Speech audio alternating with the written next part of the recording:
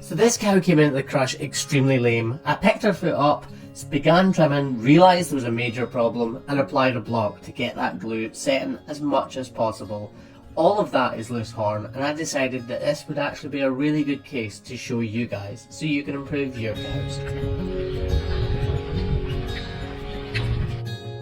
With this very first swipe of the knife, you can actually see why it is that I applied that block. I removed one big massive piece of overburdening horn that was putting excess pressure on there and doing no use whatsoever because it wasn't attached.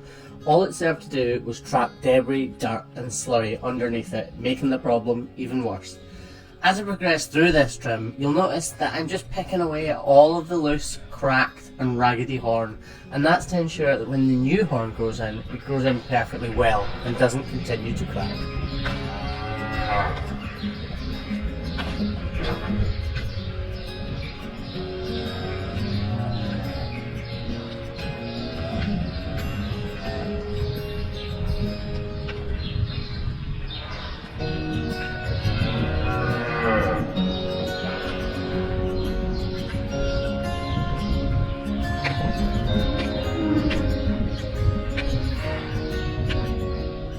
This type of problem is actually described as a complicated sole ulcer, and it's not complicated because it knows long division mathematics. It's complicated because it's a sole ulcer in the traditional sense, but it's been compromised by digital dermatitis, making it far more complicated to actually heal.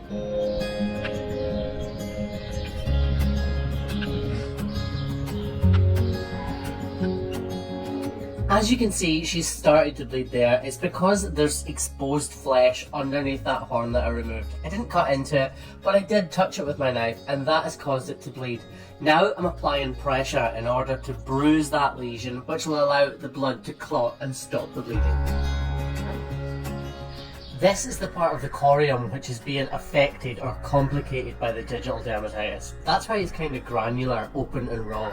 And here is the actual ulcer itself. So that little protruding part of flesh is the ulcer itself, and it is really tempting for people just to snip that off with a knife, but that's one of the worst things you could actually do. We can heal this up without cutting any of that pound flesh away, and actually that's the job of a vet, not a hoof trimmer.